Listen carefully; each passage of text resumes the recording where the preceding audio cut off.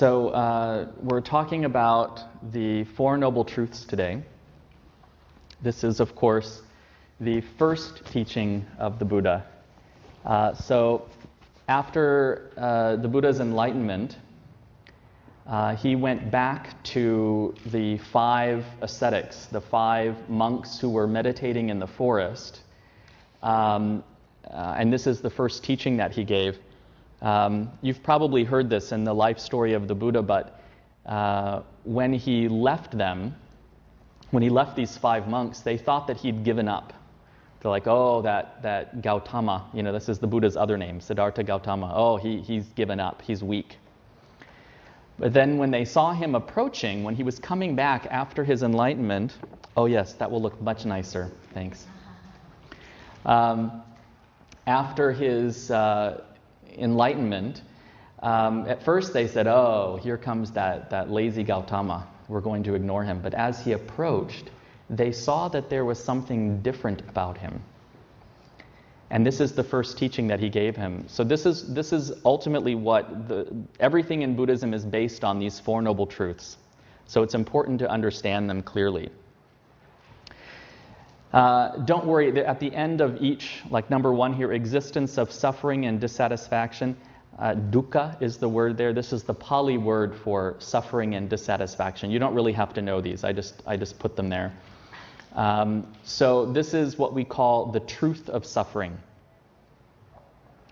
That our existence is pervaded, is the basic truth of our existing is dissatisfaction and suffering. So this word dukkha is traditionally translated as just suffering, but that's sometimes too strong of a word in English. It actually has this kind of range of meanings, everything from dissatisfaction all the way up to suffering. Okay? And the history of this word, or what it's connected to words meaning things like a wheel that's off its axle, or a bone that's out of joint. Something's not right. Okay? So we suffer in many different ways, specifically through birth, old age, sickness, and death. You also know from the life story of the Buddha that he left the palace. His father tried to protect him from suffering. And so the story is that he went out from the palace and he saw birth, old age, sickness, and death. And then he saw what we call in English a mendicant, like a wandering kind of holy man. And that made him think, well, there are people who are trying to find a way out of all this. I should try to find a way too. And that's what set him on his path. So he started by seeing this truth. But then he really, in his enlightenment, it became more than just an idea. It became more than just an intellectual thought. He really understood it. That this was his enlightenment. Suffering is not getting what we want and having to deal with what we don't want. This is also suffering and dissatisfaction. This is what we do every minute of every day. If we really think about it, everything we do is about getting happiness, getting what we want, and avoiding what we don't want. Really, right? Every thought at work, oh no, here's that person I don't want to talk to. Oh, the phone just rang, Or it's even a half thought, driving to work. Oh, I really want to get a latte at Starbucks. Or something like that. It's these little things. Everything that we do throughout the day is about getting happiness and avoiding suffering. And if we think about it, even insects, animals are essentially doing the same thing. They're trying to meet their needs so that they're not hungry, so that they're not in pain, so that they're comfortable as they can be. This is what all beings are trying to do. So there's some technical information here. There are 3 different kinds of suffering. There's, if you have a pen or something, you're welcome to write these things down. There's the suffering of suffering. And it's very descriptive, right? The suffering of suffering. This is really obvious suffering. You lose your job. You get sick. Your parents die. You stub your toe, right? Obvious suffering. This one's really easy. And then there's the suffering of change. So this is having what we like and kind of losing it over time. So we say that the suffering of change is pleasant when it arises, right? Pleasant when it arises, pleasant when it remains, and then suffering when it goes away. So we get what we like and it's nice while we have it, but then we lose it and we suffer. This is the suffering of change. And we all experience this throughout our lives. We've got a good thing going at work for a while, but then we get a new boss and we don't like them, and our good situation is gone, and so we suffer. Or we're in a new relationship, right? We're in a new relationship, well, not me, I'm a monk, but friendships even, not just romantic relationships. Let's say romantic relationships for you all, friendships for me. So you're in a relationship and everything's nice, and then it's not. Okay, so, and then we see this also over the course of our lives. Right now, I'm young, I'm a little overweight, but I'm relatively healthy.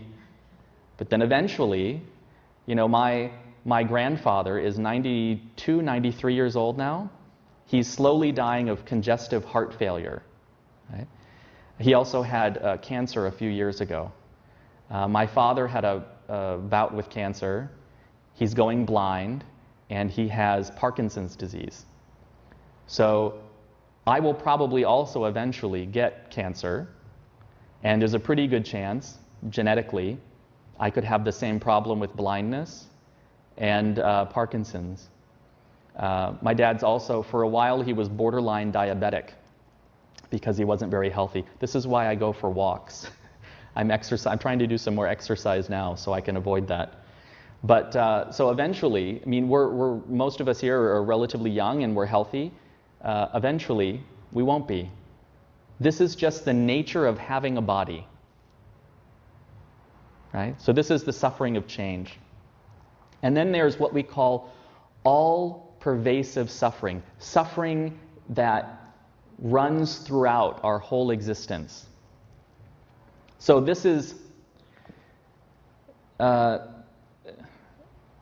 in the Heart Sutra when we're chanting, we mention the skandhas, the 5 skandhas. Okay, I'm not going to go into this today. I'm going to talk about this in a later lesson. The simplest way to put it is just the very fact that we are unenlightened means that there is suffering.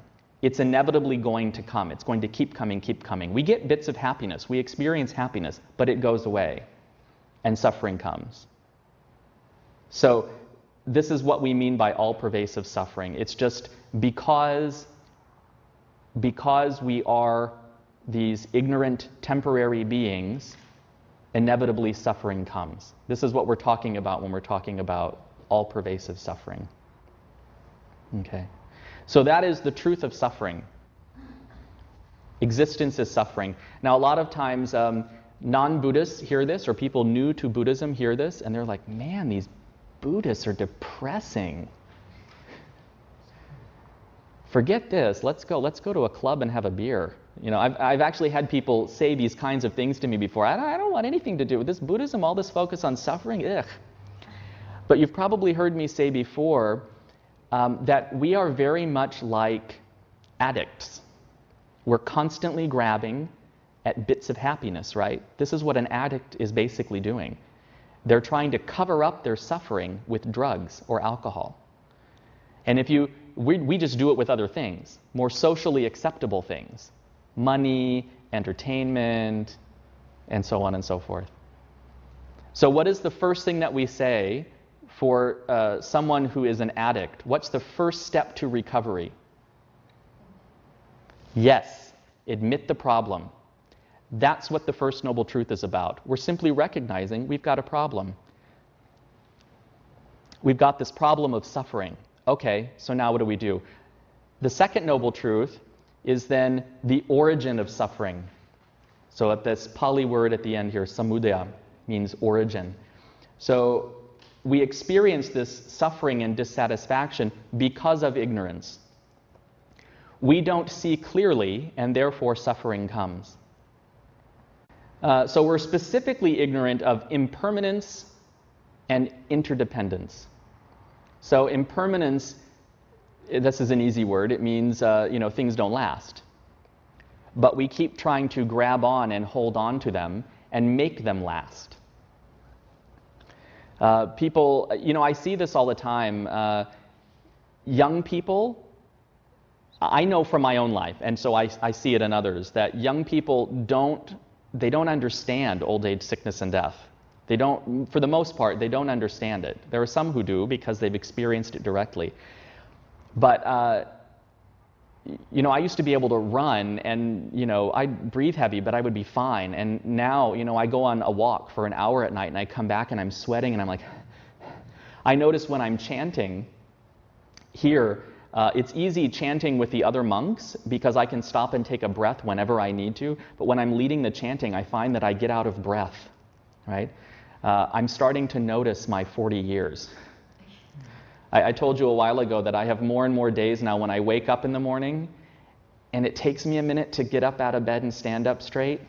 My back is a little stiff and I have to stretch a little bit. That didn't happen when I was 18.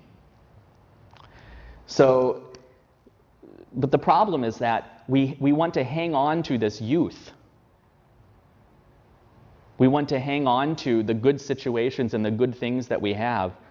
How would you respond if your house burned down? Think about all your stuff. How would any of us respond? Some people say that we don't possess our things, we don't own our things own us. That's attachment. So we have nice things, we have a nice situation, we're young and we're healthy, we want to hold on to it. But the fact is, everything is impermanent. Every compounded thing. The Buddha said everything comes together. This leads into the next one, interdependence. Everything comes together because of various causes and conditions. And so everything that is made up of parts, everything that arises, that has a beginning, has an end.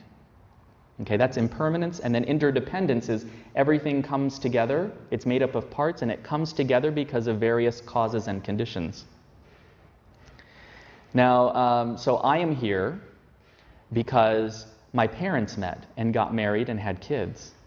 And my parents exist because their parents met, got married, and had kids. And on and on and on. And then if we go back far enough in time, we see the beginning of humanity. And before that, there were no humans, but there was some other kind of life form, something like, something similar to an ape. I'm not a anthropologist or whatever, but you know what I mean, right? You learn this stuff in school. So there was something before that ultimately gave rise to humans. And we go back and back and back until we get to the first life. But that life arose because there was a planet. And the planet came together for reasons I can't explain. Right? So we can go back and back and back. The trees outside. One of these trees outside exists because there was a seed, and there was soil, and there was sunlight.